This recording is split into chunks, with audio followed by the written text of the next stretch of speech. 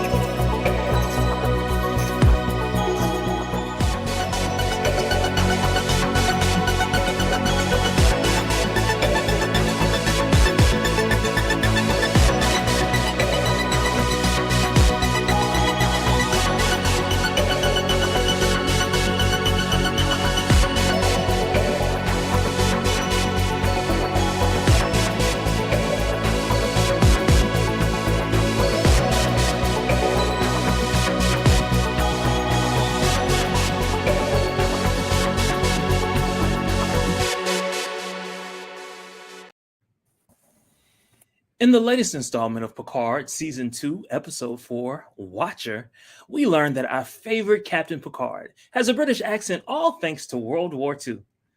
With the help of Girardi's souped up mind, she and Picard determine that the American tax day, April 15th, which is just 3 days away, is when the timeline changes. In a very clear nod to Star Trek Voyage Home, Rafi and Seven are on a public bus with a man listening to an 80s era boombox radio. Picard decides to use the Queen's coordinates and safely arrives at 10 Ford Avenue. He runs into a very young Guinan who is not keen on talking or listening to him. Rios is detained in ICE custody. Picard convinces Guinan to help him find the Watcher. Not able to transport to Rios' detention center, Rafi and Seven decide to drive there. Rios is transported from the facility as Girardi attempts to get the Borg Queen to help transport them after a police car chase. We realize Girardi tricked the Queen. Picard convinces Guinan to stay connected to humanity.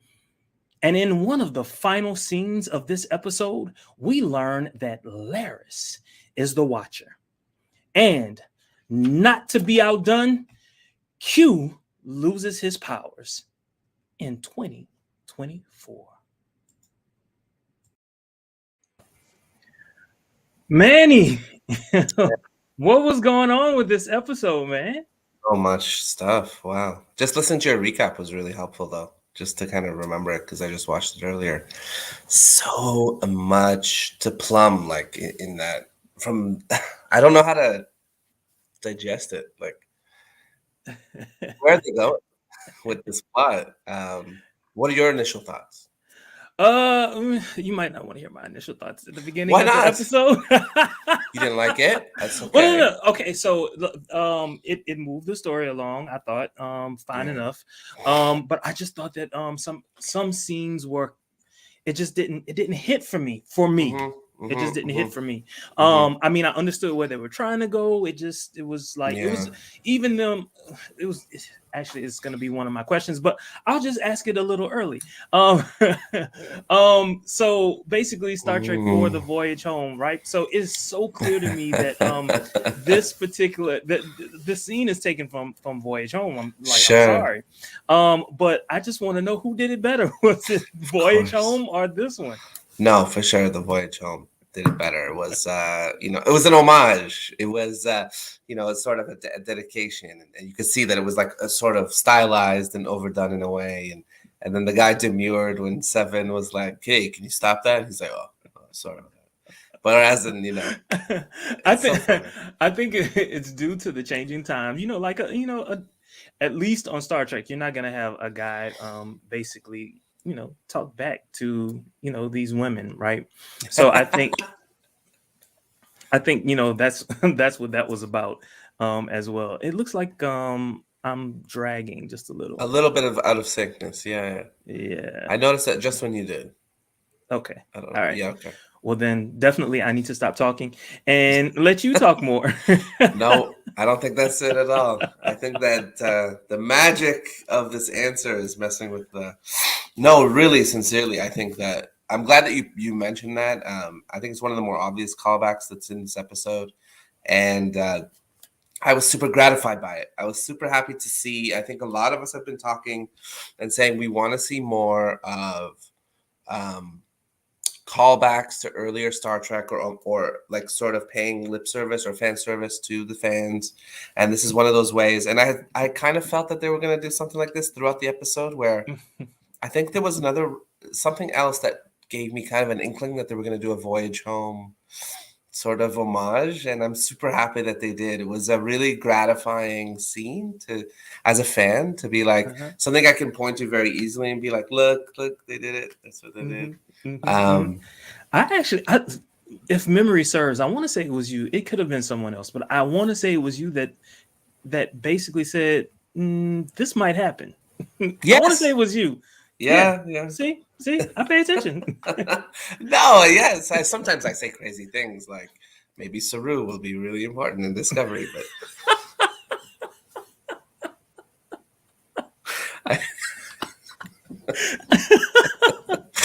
but Hey, yes, hey, sometimes I'm right. it's a prediction, and predictions aren't Yes, always yeah, correct. exactly. Yeah. I'm happy.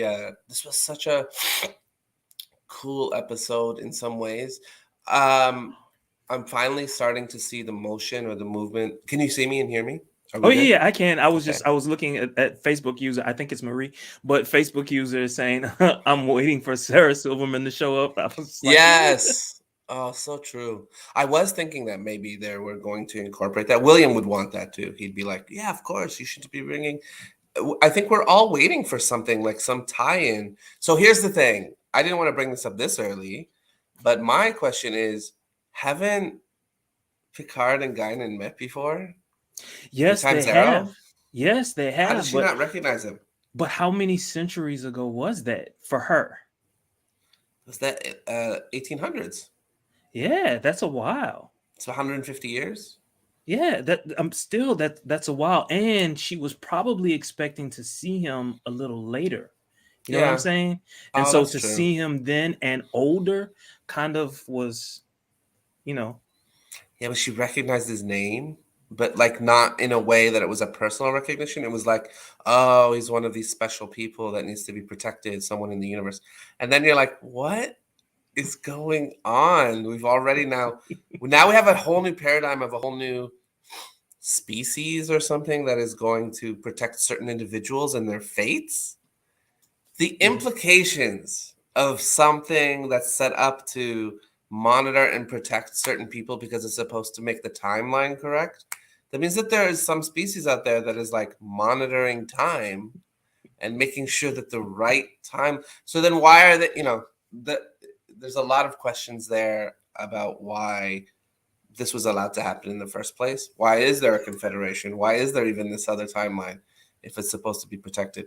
But I'd say the most powerful scene for me was, besides a lot of other things, was Q trying to like snap his fingers at the very end, and he's wearing like a Europa badge and stuff like that because he's always trying to be whatever. Really, the play off of that, and then he's so frustrated. We rarely Hmm. see Q frustrated, right? He's Hmm. usually in charge.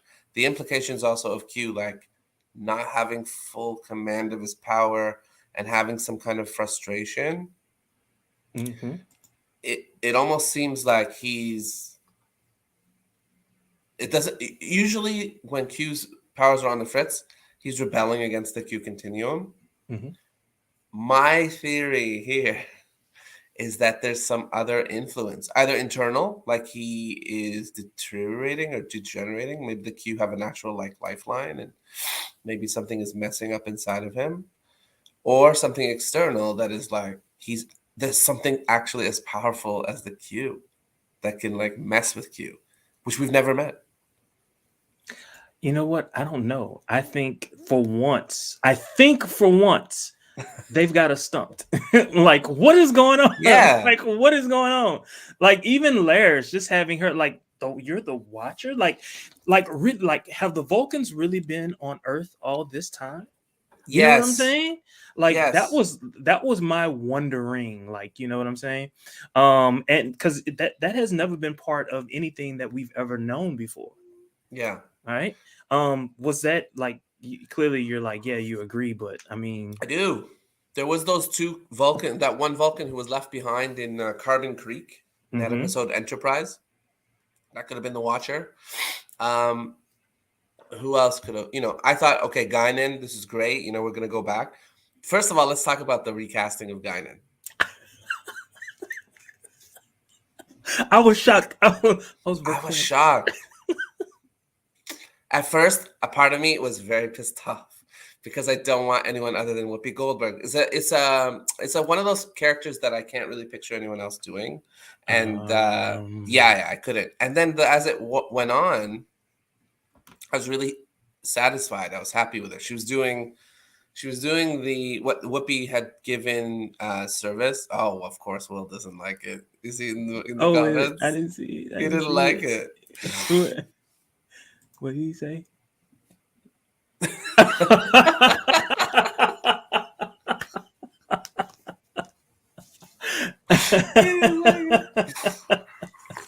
Well, I mean, you have to consider other things. Like Whoopi probably couldn't do all of those episodes.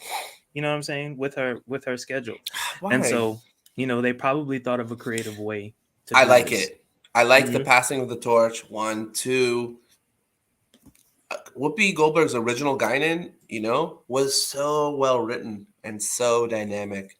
And then when they brought her back and stuff like that, I really, really enjoyed her meeting with Picard in this Picard season. Uh-huh. But I wanted more from it. I was hoping for more from it. Yeah. Did you see what that's so said? Great. Well, I mean, who's to say she's not? Who's to say she's not? I mean, I would think her voice was kind of deep for a child, but I do remember that kid from the chat, and that was a good actress. Mm-hmm. She was really good. Yes, very good. Y'all are gonna have to share. I love that they're in the comments. So much is like I'm just reading the comments. Yeah. They should brought their child. That's such a good point, Will. God, that's such a good point. He's really thought about it too. You should be here. William, get over here. Yeah, I don't know what's going on. Come on, man. I don't know. I want to hear all this from you. Yeah, sorry, Jermaine, go ahead. No. Shoot, I was just vibing off of you. Like you're bringing up some points that I, kind of thought about. So I'm letting you go. The Laris thing at the end, which I thought was super interesting. The first thing I noticed was she didn't have Romulan ears. Really? I didn't even notice that. Yeah. I didn't know. I kind of want to call up. Yeah, she's human. I was just about to say, I noticed that she looked completely different. Clearly she wasn't she hadn't aged as much, but for a Romulan, for us, it would have been like maybe 15, 20 years. You know what I'm saying? Yes. Yeah. But there was a clear difference that I noticed. I don't think it's Laris. There's a part of me that I'm wondering that as well. Yeah. I think it's someone who either is occupying someone that Picard trusts and loves. Well, wait, yes. Come here. Why? Why, William? Why? Show this. It's too much. I'm sorry. Please continue. No, I'm good. Really, I had such a fun time watching this episode. Finally seeing a little bit of action and whatever. There's so many layers to get to, and I think there's just a lot here to get to. Yes, William. Yes. You're doing. Let me explain something to you.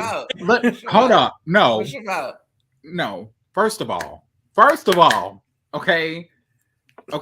You do not summon me. You ask me. Okay. I just want to make that clear. Okay. I'm over here trying to grow this damn channel, doing the goodness of the Lord. You're doing good. From 78 subscribers to 7,800. Oh my goodness. And now I'm gonna tell you something. I do not like. Look, she's a great actress. She's cool, and I'm here for it. Listen to what I'm trying to tell you. Manny, stop, Manny. Stop doing it. I'm calm right now. I'm because encouraging I ate it. my Oreos and I'm great. I even look like a damn Oreo right now. So let me point something to you about the casting. Oh my God. She's a great actress. I will not knock it. She was so good.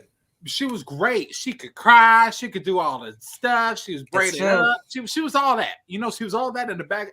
Black lips. All of it. They should have.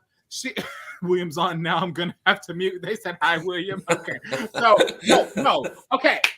So I think if you really wanted to make this, because Picard was doing so good, no. He was doing so good. He was doing good. I saw the same child actor that played Whoopi Goldberg's character in both The Color Purple and TNG was the same actress. She is a full-fledged, grown, beautiful Black queen now. They should have brought her back. She is. Because it was one of those things I ran across on Facebook where they did like where are these child actors now? Nice. Beautiful woman. Now whether she's acting or not, I don't know, but I would have at least went to her first. Because that way you would have maintained the progression and I wouldn't have been mad. I would have been like, okay, that makes sense. Yeah. But now you don't go out the way. And now to your point, Manny, last week you said, what if Guinan was the Watcher? Technically, she wasn't, but you were in the ballpark. We agreed on that. We agreed on that. You were definitely in the ballpark. Thank you. But what I liked about this whole episode is it's not one of those big plot point episodes. It's one of those build up episodes for something bigger. Just like, you know, it kind of goes in progression. You know what I'm saying? Yeah. Well, for this one, it makes sense that Elorians are listeners. So why wouldn't there be Watchers? Now, I'm not saying the Watchers are Elorians. I'm saying that it makes sense to have listeners and Watchers, you know? Yeah. Yes, I remember you said that. Yeah. So that's what I think. And no, I did not like the casting. Will I tolerate it? Really? Yes, because it's Star Trek and I'm not, you know, but the only reason, and I'm calm right now. Like, I'm calm because of these Oreos. You have to understand how much these mean to me. And I drank my 2% glass ass milk. I'm just letting you know, and it made me happy. It made me so happy. Okay, and I got my steps in today, so trust me, those calories are gonna burn just fine. Now, next topic, tweets. There she is. Yep, it's her. Mm-hmm. Yep, that's her. You beautiful too. Beautiful. I can't find the name. I'm trying really hard to find it, but I feel like I've seen her before. I know she's grown as hell now. Yeah. You're right. That would have been perfect casting. You know how these things are, right? It would have been the perfect casting. They would have. I would have been like, I'm sold. Yeah. Mm-hmm. But anyway, okay. That's all I'm saying. No, it's cool. You were saying a little bit of that in the Discord too. If they have watchers and listeners, but I'm perplexed, Will, and I really need an answer to this, and maybe someone else will be upset in the comments. Why doesn't Guinan know Picard from Context of Time Zero? Okay. I've been wondering that too. Real quickly before I answer that, I have a friend that's on tonight. His name is Brandon. He's new to Trek. He wants to get into it, and I told him about our show. That's him saying hi right now. Hey, Brandon. Okay. Hey, Brandon. So, anywho, I understand by that point. What? 200 years passed, right? Yeah, about 150. 150. Okay. All right. Cool. Well, I was confused just as much as you. Like, and I ain't gonna lie, it added to my reasoning. I'm like, well, if you would have casted a different actor, she probably would have known who the hell Picard was. Oh my God. Like it wouldn't even been a question. It would not have been a question. I'm sorry. But now we hear she has a whole 12 gauge on him. I'm from the South. I know what a 12 gauge looks like. It's either a 12 or a 20. And she just got it pointed at him, brought the dog back after we ain't seen him. It must be a copy for all I know. I think it's his dog. Oh, yeah. They brought the dog back. But why she didn't recognize him until, well, it's implied. Not even until. She didn't recognize him the whole time. Well. She recognized the name. Something clicked when he said the name. Yes. Something clicked. That he's on a specific list from some time-sensitive watcher that is planted to protect the fate of certain individuals. So we don't know what happened with Time Zero. I don't know. I wish I knew. Picard was like the front runner of doing things for whereas Discovery is for like new Trekkies, Picard is for us, the veterans. Yes. Okay. Yeah. So why are they not recognizing after we went through this whole shindig with Data? His head is still back there. Like, it's so true. Yeah, it's still back there. Data's head's on Earth right now. It's on Earth right now. Like, so that being said, how come she didn't know who the hell that bald-headed white man was? Yeah, that she liked bald-headed men. She liked bald-headed men. You know what? I didn't shut Jermaine down. Let me calm down. No, I know. I feel bad. He's watching us now. Terrible. Jermaine, please. I know. I don't know if you can hear me, but my video is kind of weird. Anyway, I was downloading the video. It looks like you're out of sync. Yeah, I was downloading the video, so it was best that I not talk and just let you all go. It's in and out. It goes okay and then not okay. Yeah. So we kind of for a second we kind of talked about it, and I guess I just wanted to ask this question. Seven and Rafi's car chase scene, was it lacking or did it provide the intended excitement needed in this episode? I mean, what more do you want, guys? It's it's good. It's enough. They're fish out of water. You know, they were definitely acting like a couple who's like, you know, not now. Let's not figure this out now. Let's just get through this sort of thing. Like they had those grumbles and stuff like that, which is adorable, to be honest. I like seeing them together. It's really cute, and I think that they're really cute together. I love that part. That was cool. Like and then but they're frustrated. They were like kind of like two moms. It kind of felt like they're two soccer moms. Like, just put it in reverse. I was kind of hoping they would argue about the relationship even deeper. Yes, but they didn't. They just bickered. That's all they did. Not enough plot for it. Yeah, there wasn't enough. I'm like, she could have said that would have been the perfect time for Raffi to flat out go off about Seven leaving her a year ago. That's true, but again, she's trying to focus her on the mission. She's been sort of steaming from Eleanor from the last episode. She's finally relaxed enough that she's like, okay, we're making headway. So this is one of those like in between times. Well, you look so like I remember when my mother passed away. So what I do recall is your emotions are raw and you're thinking about everything. You're thinking about who doesn't like who. You're thinking about why they don't like each other. You're trying to mediate people, and then when you have your emotional breakdown, everything just comes out. And that would have been a great moment for everything to come out, and then we laugh at the end and it's all good. You know what I'm saying? Like that's something that could have happened and it would have added to the moment, in my opinion. Yeah. Yeah. We're still seeing Jermaine. I see it. So basically what we're seeing is just like so Brandon, the thing about us is we'll do a lot of Star Trek references, we'll do a lot of funny spoofs. We're just a bunch of nerds here, but trust me, it'll become more interactive as you hang in the comments. So what we're seeing right now with Jermaine is pretty much what we saw on Voyager when everything was shattered. So if this podcast for lack of a better phrase blows up, it ain't my fault. That means someone put a time bomb in it. Okay. What did you guys think of the Girardi and Borg Queen connection? That says it all.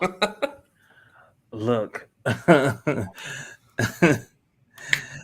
So first, the Queen reads Girardi for filth. Just like look at me. You're not even looking at me. Look at me, girl. You know what I'm saying? Like tells her everything.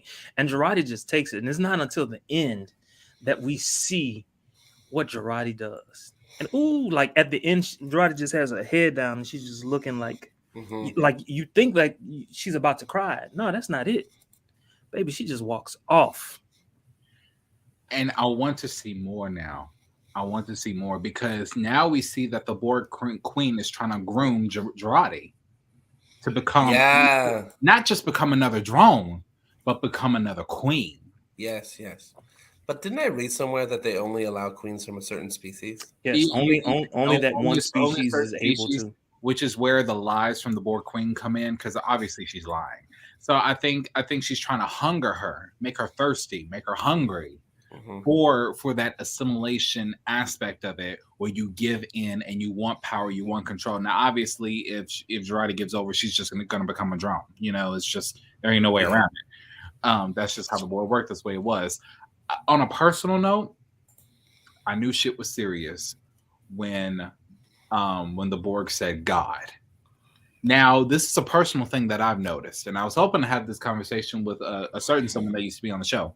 But I think whenever an alien on Star Trek, even though it's a human-written show, whenever an alien on Star Trek says the word God, like good Lord or oh God or oh my God, like the Bajorans go out of the way to say prophets. Klingons go out of their way to say Kalis. That they go out of the way to say certain deity-esque species. Well, anyway, hey Marie Loving. Well, the Borg Queen for the first time said, "Oh God," and she said that in frustration, and I was like, "Bitch, how much do you know about us?" Because now I'm scared of you more than I was scared of you last episode, which is further building your character development. Now, we've already seen her pissed. We saw her pissed in First Contact. We already saw that. Like, we know what she looks like when she's angry. Like, so her yelling at Girardi is like, well, you yelled at Picard. He ain't done nothing. He let you right away. Like, but you literally made almost a blaspheming-esque reference, like, which kind of makes you be like, oh my, this girl is close to home. She's speaking my language. It's like you waking up to a political ad at 2 a.m. in the morning talking about your family life, and I'm like, oh my God, this political candidate's on my level. I don't know how to. He's speaking my language like we know each other. Like I feel like the Borg is beginning to know me because, like Jermaine said, she read Girardi to filth. I could not have done a better job because she's not entirely wrong.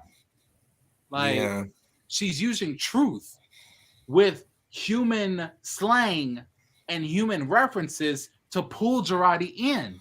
I never thought about that.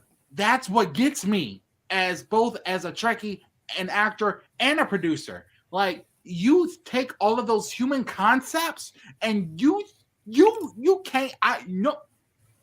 You cannot compute, you cannot conceive that the Borg Queen would be capable of something like this. Because the only things we have ever heard the Borg say, unless they were talking to Janeway, is, we are the Borg, you will be assimilated, resistance is futile. That's it, and that's it. Done. Period. Like, now, she's speaking full-blown Webster Dictionary English. I'm like, she has no collective. She's no army behind her. It's true. She's an individual, and she's using that to her advantage. But Girardi knows. See, the Borg Queen was right. Girardi's a bad bitch, if you think about it. She used the Borg Queen again and left her hanging, literally. Now you remember Locutus. The whole point behind Locutus was so that he could kind of sort of be a bridge between the two species. Are you thinking as a possibility that she's now thinking, what if Girardi could now be that bridge that Locutus was supposed to be? I'm glad you put words to it, Jermaine, because that's exactly what I think. That's exactly, because here's the thing. Picard's too old, and he's not the same anymore in more ways than one. Let's just say. Girardi is fresh. She has a new mind. She has a young mind. And, well, she's a bad bitch. Like I'm sorry. Here's the thing. Girardi's a bad bitch. Picard was never a bad bitch.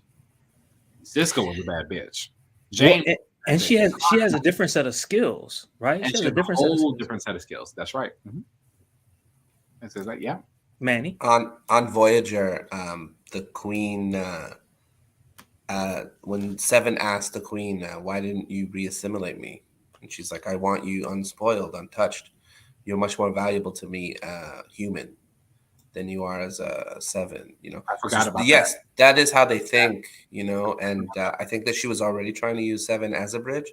She has a particular font, like she's already been in Girardi's mind, and she was impressed. She also has no one else around her. So I felt at that moment, like when she was trying to get her to fix the transporters or whatever, that she was using the currency of her, like, she's like, well, then we can both be sad sacks together. She was using it as a currency to talk to her, but then she ignored her and like walked away. I think Girardi was smart enough to like shine her on a little and then walk away because she knows that she's vulnerable.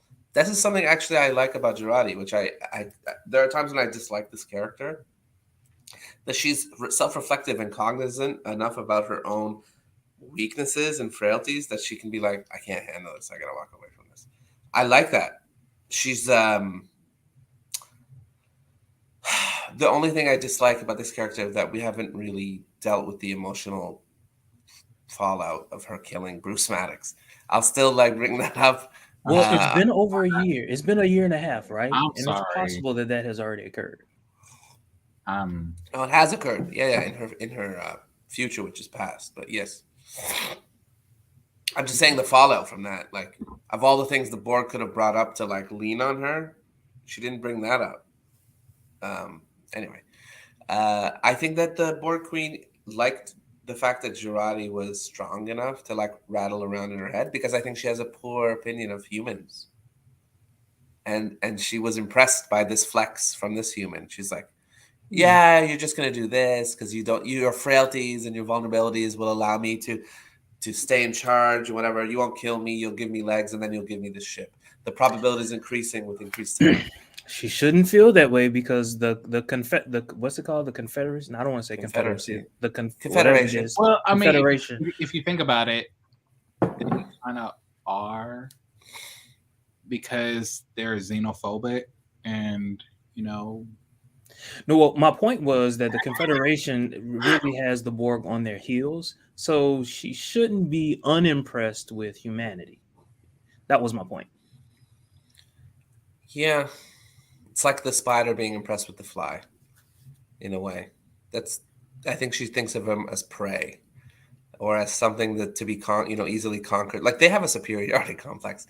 The Queen, most of all, like this one more than most. I've never seen a Queen so self-enamored. She really loves herself. She's really cocky. Super cocky. Like, I kind of just want to sit there with a chair and just talk to her. Okay, you can sit next to her. I'm out. I am not sitting next to her on either side of the left or right. I said get a chair and sit in front of her. That's what I don't want to be. No, because if I sit next to her, she's gonna have assimilation tubules come out of her cool cat and then assimilate. I'm sorry. No. The next galaxy over is too close. Yes, that's too close. It's too close. Well, it's right here on Earth, bitch. So you better make do. You better get some firewood or something.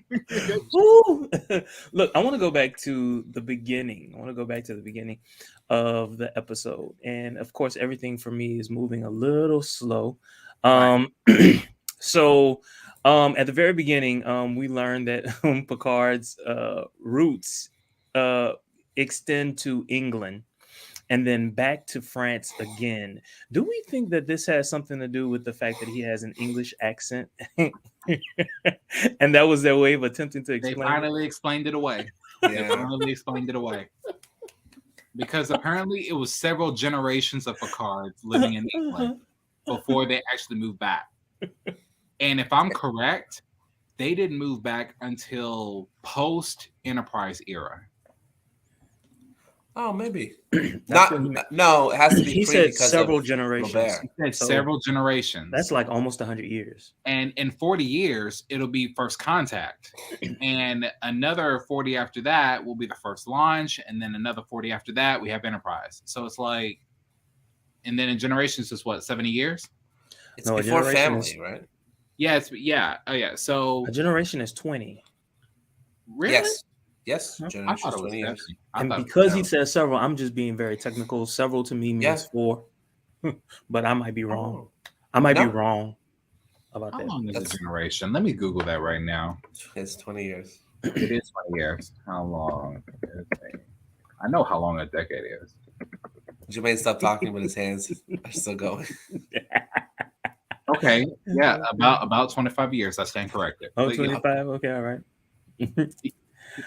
yeah. Look, okay, so let's go to the end of the episode. So The end of the literally Already? we have covered everything. I think we just really got excited about this particular episode, y'all. They actually said the word sanctuary. Yes. They actually said it. Sanctuary. Yeah. There's still stuff we haven't talked about, but that's you're knocking on the door of the next thing that we should be talking about. Well, go ahead on. Go ahead on. About Rios and his time in the ice prison, man. This is so. I called it on Black did. Truck. I called it. Like, bro, like he's Hispanic. It's 2024. They finna lock his ass up. Yeah, but that's it. That's all I got. That's really No. I wish that they'd done more. Sorry, Jermaine, go ahead. No, I was just laughing. Go ahead on. You can tell that he's laughing. To me, he's still time displaced. I can hear when Jermaine takes a breath. You can hear him. Yeah. We just know him so well. We all know each other's paces and cadences now. Like I think that so. Yeah. It's so funny. It's the three of us. I haven't done this. It is. We're a mess. Y'all keep going. I'm just Rios. background. It's obviously this great callback to the DS9 episode. They're knocking on so many doors. I really enjoy this. And then they finally said, yeah, they're taking him to the edge, whatever, where there's a sanctuary district. I love that. There's even a screenshot from the third episode where there's an orange sign as Seven and Raffi are walking away from the guy that she just robbed, and it says Sanctuary District on it. Mm-hmm. And so we're getting to know that there are sanctuary districts here and stuff.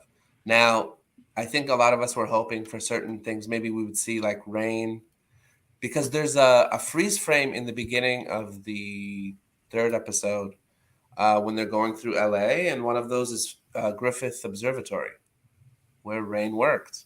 I was hoping we would see her again, because she would be like a decade older. No, 2 decades older. Like the real Sarah Silverman. Yeah. I was kind of hoping that we would, see her. It makes sense. She had. You never know.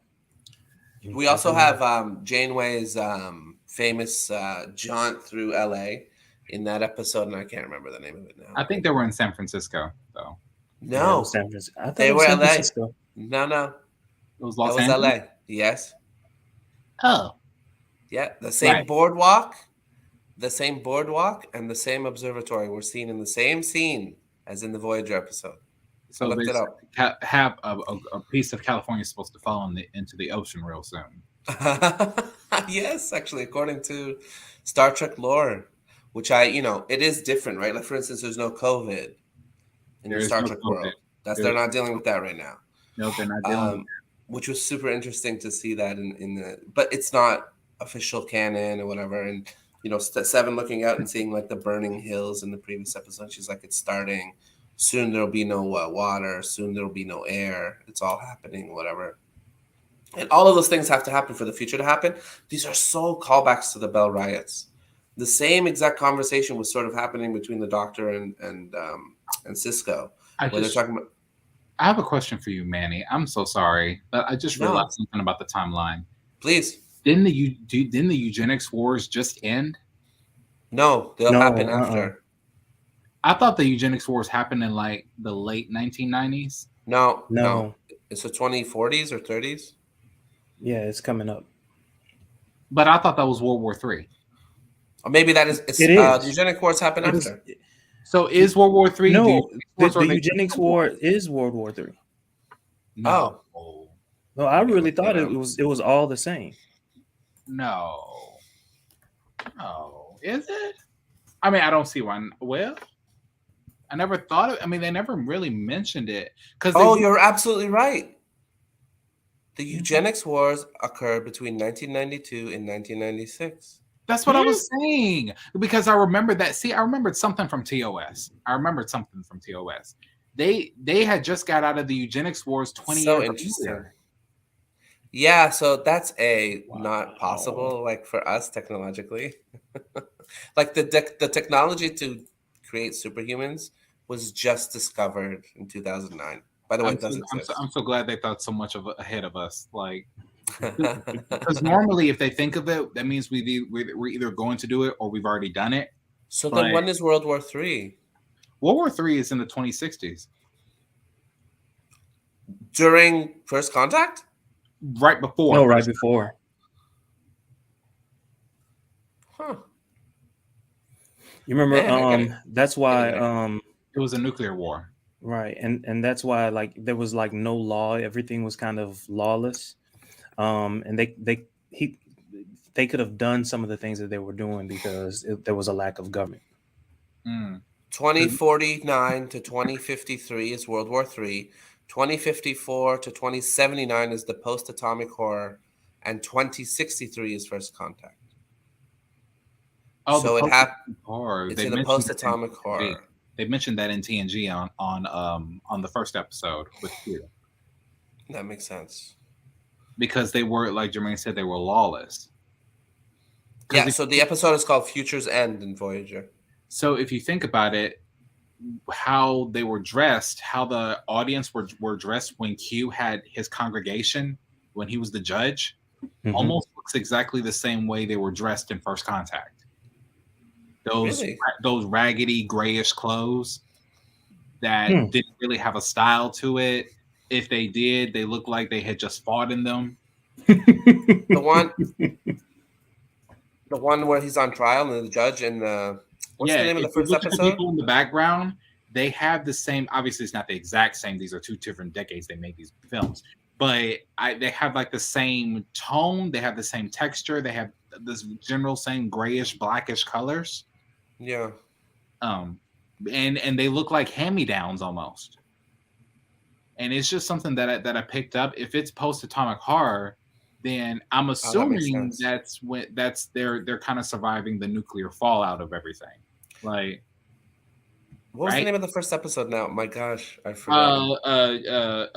Encounter at Farpoint. Encounter at Farpoint, thank you. Mm-hmm. When he's cycling through outfits to first encounter Picard, there's one where he's like in this weird, funky, slick kind of suit that has like a port for taking drugs. Do you guys remember what I'm talking about? No. No, it's weird. But anyway, I'm trying to find a picture really quickly of the people in the found one. Oh, it's from all kinds of peoples. It's not just I see. Hold on. Pardon me, guys. So while you do that, I just had a quick question. So we see the Watcher right at the end of the episode. Yeah. Oh, he has an image. Okay. I wonder, can we blow this up? Can we make it larger? I'm trying. Probably not, but I can see it. Okay, hold on. So I guess my question is, what type of authority does the Watcher have, and or what type of powers does the Watcher have? Maybe that's just their designation, just to be the Watcher, because this is a relatively new concept. I've never even heard or even seen any. Apparently, these Watchers were always on Earth. You know? Yeah. Apparently, I'm reading here that it's some kind of callback to an episode from TOS. What? And inhabiting the body, they can temporarily inhabit the bodies of humans. I can see how they can be interpreted as demons. There's a non-corporeal species in Prodigy. Yeah. It's I can't remember the name. Medusan. Okay. I mean, they exist. Non-corporeal. Are they the same that we referenced out of TOS? No. So I'm just looking up like recaps and stuff, and then I found one that says that the word for most of the episode, Jean-Luc assumes that the coordinates from the Borg Queen were designed to take him to the Watcher. Turns out Guinan is not the Watcher. You're looking for a supervisor. a supervisor of the Watcher. Yeah, and so the word supervision is almost certainly a reference to Gary 7, or Robert Lansing, a Class 1 supervisor from the classic original series episode Assignment Earth. In that episode, Gary was a human from the 20th century assigned there by a greater alien intelligence to prevent meddling from time travelers.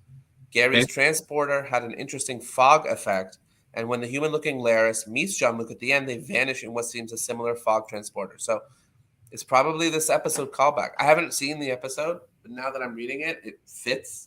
Like I want to sort of...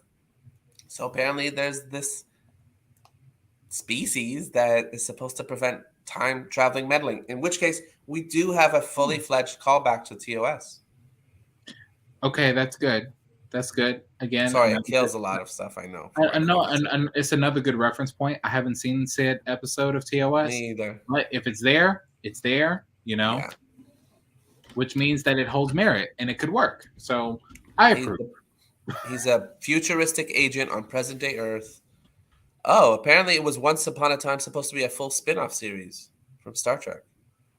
What? Crazy. So, interestingly, the writer of Assignment Earth, Art Wallace, and Trek creator Gene Roddenberry briefly pitched the basic premise of the Supervisors and Gary 7 as a futuristic agent on present-day Earth as a full spin-off series to Star Trek. I remember. Oh, Jermaine. We lost Jermaine. It must be his signal. But okay, so I do remember reading some spin-off series possibilities, and I remember that title, Assignment Earth. So the Assignment Earth is basically about the Watchers. Yes, and the Supervisors. Nice. Let me bring him in. He's here. Hey, so apparently, come back here. I got you. Come back here. You're both funny. Come back here. You're both funny. You know what? Go away. All right. So apparently, Gene Roddenberry had this idea for multiple spin-off series. I remember reading it in high school, and one of them was called Assignment Earth, which was about the Watchers. So pretty much this is like a big, giant nod to that, and, you know, to basically remind people if they ever take the time to Google. And, you know, I think that's great. Like that means I got to watch this episode, this TOS episode. Definitely. I'm really curious now, and they better have white, shining eyes, too. Like, yeah. Well, I don't know how they do in TOS. They probably just have like white goggles or something. I don't know. Interesting. It's fascinating stuff. Oh, ding ding. All right. Next question. Looking at the time, we have 47 minutes. Manny and I briefly talked about it, but the question is basically, have Romulans been on Earth longer than Vulcans? I want to know what Romulan you talking about that's on Earth. Well, we're not. So Manny described the fact that Laris may not necessarily be Laris, but this person definitely looks like Laris, other than the ears. And so it begs the question: have Romulans been on Earth longer than Vulcans? Because it's possible that she could have, you know, done some type of... I think Vulcans have definitely been on Earth longer. Like, I still remember from Enterprise when T'Pol story. Yeah. Well, I guess what I'm saying is, are they rewriting "quote unquote" canon? Right. Sorry, I'm just doing a bunch of stuff here to give us context. There you go. Hold up. Where did this one come from? Do you see the picture I'm showing? Yeah, yes. I see it. Where did this one come from? What do you mean? This picture. I grabbed it off of trekmovie.com. I got that, but like what? This is the scene right before she whooshes them. Mm-hmm. Whooshes them? Yeah, they transport into a fog. You don't remember? It's at the very end. You gotta help me here. At the very end, he goes, "Oh, it's Laris, whatever," and then she like grabs him like this, and then they transport. Oh my god! I realized what happened as the show was ending. I looked away too fast and didn't see her. Oh no! I thought it was just another woman. Like, oh okay, you know. Did you see the Q thing at the end, like this? I did. And even then, I almost looked away from that, like, because I saw where he snapped his fingers, and it didn't work. But as far as Laris being Laris, I did not. My brain was not registering. I must have been texting at the time, like. But Q, I didn't miss that. Because it's like what you said. It's like what you said earlier. When Q loses his powers, it means either he messed up or he messed up. There is no other mess up. And the only thing that can ever put another Q down in its place is another Q. So if there's something wrong with this Q, there's something wrong with the entire Q continuum. Mm-hmm. Because even though they're individuals, their powers are interconnected, and clearly he's not rotting away in some asteroid flowing in the Delta Quadrant. So something is wrong with the entire continuum. That's just my opinion. Did you notice this? I noticed the top heading. What did the bottom heading say? Brenner fights unionization. Who's Brenner? I don't know. I want to say that Brenner was the guy from the episode with the Bell Riots who helped out Jadzia Dax. Okay. Oh, that does sound familiar. I want to say, okay, so what was the name of that Bell Riots episode, Cisco? The guy with all the money who was just yes, like, are you certain you want to do this? He found her and all the other good stuff. He had a communications tower. At first, I thought it was Markridge because it was past tense. That was it. He helps Jadzia. Let's see if his name is right.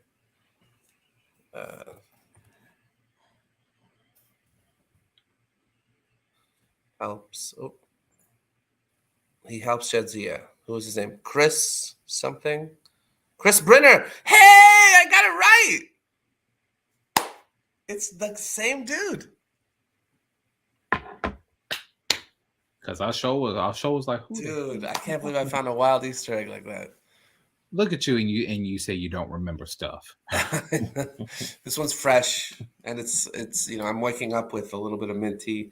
It's nice to see you guys. It's nice to have this conversation. I haven't been on one of these in a while, and to talk about the new stuff. And usually we're Discovery and Picard, and I have to do two, so it's kind of difficult sometimes to hold both in my head with the same level of like detail. Yeah. There's one last thing I want to ask about, because I know Jermaine's like kind of guiding this, and that's great, but we didn't really talk about ice and Rios as much as I would have liked. Did you have anything you want to talk about the ice experience? I guess the reason I didn't ask was because we kind of covered it last time. But hey, let's go for it. William, what do you think of how contextual the ice part of it is?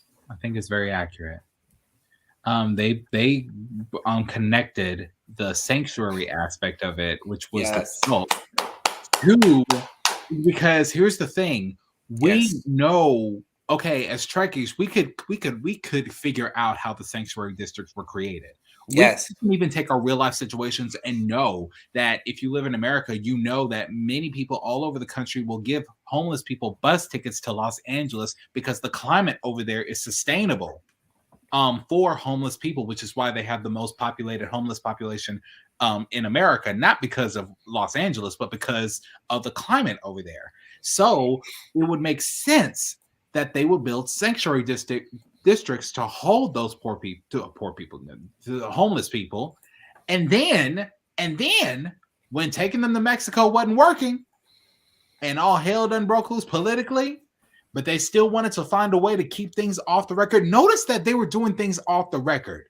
They just said, once they catch you, you're gone. That's it. No record, nothing. You're not even in the system. I'm like, oh my God. They literally took real life aspects. They put logistics around it. They put structure around it and told you what exactly would happen and where you would end up, how you would even get there, and what organization brought you there. Whereas now, I understand in Deep Space Nine, it was just there, and we understand, cool. But this one, they have context, they have structure, and we get it. And it's completely plausible. And even today, we're headed to that. When I saw them, they made those cages look exactly as the cages we have now. I saw that. And I respect that. Respect that. Because now Now, Trek done took it another step further for me, and I was happy about it. Because normally they do use metaphors and parables and different species. They actually showed a real life image of How rare is it to be able to do that and to focus on a part of humanity that's like inhumane? Yes. You know, I like that. The last thing I want to bring up, and I appreciate that, Habibi, I don't have much time, but do you remember when you had this theory about Guinan, and we bounced this back and forth, and I don't know if it was a what if or whatever, but we talked about Guinan's powers and what if it was independent of other Elorians, and whether or not it was being in generations and being in the ribbon that gave her those abilities. We now have an answer that it's an Elorian ability called time sickness, or Af Kelt. So basically, we've confirmed that it's an Elorian thing when they know something is wrong. Yes. Because as soon as well, because it's time sickness, because I was concerned. Well, I'm gonna spend 1 minute on this. I was concerned that her memory was not triggered, and I thought, is this a time issue? Did something change already? But how could it if the future has changed, which is our past, when her past, which is our future, is supposed to remember Picard, regardless? Even though it's before the Enterprise B and the Enterprise D and 10 Forward, which I still don't know how 10 Forward is still a thing in 2024. I don't think that should have been there. I think they should have taken it down. I think it's funny. I'm sorry. Like, no. It's like, so fun. It's fun. Why don't I have fun, William? It's fun, but anyway, I thought that when she proceeded to throw up, I thought her memory would come back. It did not. Again, I will point to time zero. That's not how the time sickness works. So, well, okay. So I remember there was one episode where she knew something was wrong, but she didn't quite know exactly what. There were certain parts that she could identify, and she was like, "This is not right." But all the details, she didn't have all of that. Different parts made sense to her, and other parts was like, this is just not. Is the big picture not right? The specific details, she couldn't really give the specific details. You know what I'm saying? I do. Yes, that's right. She just knew that it was wrong. She saw Tasha. She's like, "You don't belong here. You know, you're wrong. I sense it," or whatever, and so forth. So. That to me was a really interesting part. Another interesting part was, you know how Q can be kind of like a jerk, and he's like, show them a future of their own making, and they whatever. It's the same way that he talked to Picard at the end of the TNG series, when he was creating the spatial rift in space and time, when he used the energy and he goes to 3 parts or whatever, and he's like, you've created your own paradox. I just allowed you to do it, you know. Q has been kind of messing with Picard in a very similar way. I wonder. He seems unhinged. I wondered if that is what's going to happen. While I was watching it, I was wondering, is Picard going to cause the problem that leads to whatever. Yes. But I mean, a part of me is just like, nah, that would be kind of lazy. I think it's apt. That's not something Q would do. He won't make Picard. He'll make Picard learn from it, but he won't make Picard cause it. Well, he kind of did with the all good things, but even then, yes, all good things. Yeah, but even then, Q. Well, hell, you know what? That's actually a good question. Never mind. Let me shut up. No, I mean this is what I do, man.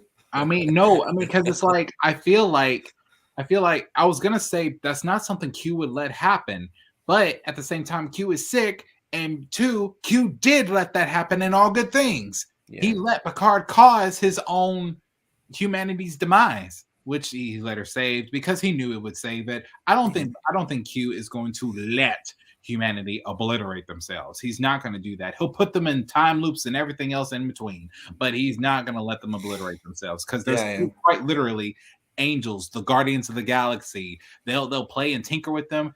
I think the question we really have to ask ourselves before we hit the next episode next week is, what is going on with Q? That was my question, man. That literally was my last question, and I can't get to it because this is it right here. Yeah, that's it. What is happening to Q?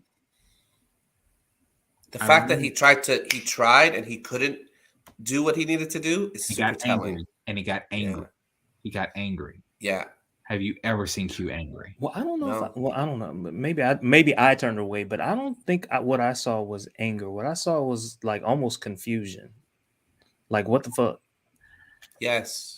I feel like it was a darker side of confusion on the side of frustration. Like, I'd say you're both right. It was he's like, oh, I didn't expect that to happen. Not only is he not in control, he doesn't understand what's happening. That's telling too. He didn't know what was happening. I'm scared we're about to learn some devastating news, like the entire continuum has been wiped out or some shit like that. I don't know what's happening, man. I'm actually worried for the. I'm not worried. He's on his own. Yeah, remember the continuum is necessary. Well, you've got to assume that at some point, the Q has meddled with humanity. And you've also got to assume that because they're very xenophobic and they're trying to kill all races, that the Confederation, Who's trying to kill all races?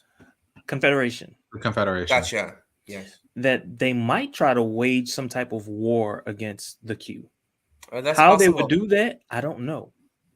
You're saying just like Picard caused his own time loop bad endemizing experience and all good things. You think Q caused it in this season where he doesn't realize that he caused it? Some future humanity thing has messed with Q. Because if the Confederation is obliterating the Q continuum, but Q is the one that created the Confederation,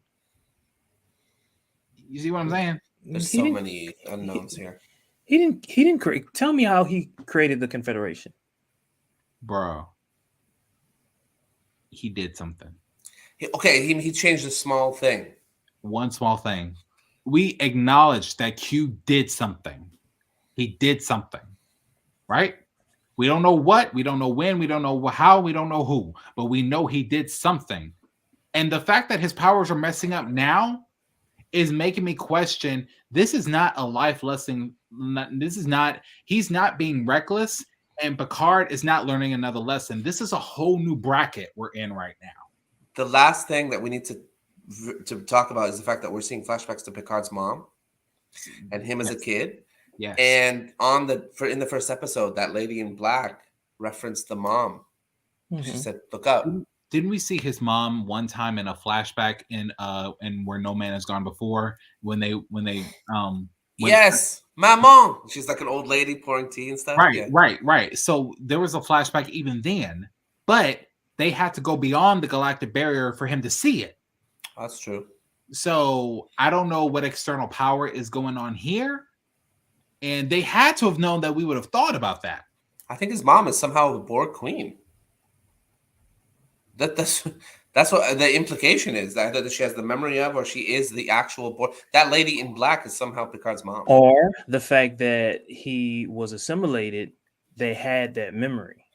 And they were playing upon it. So true. Oh, Jermaine, that's so good. The memory. They have the memory. They do. They have the memory because we see how the Borg Queen is acting right now.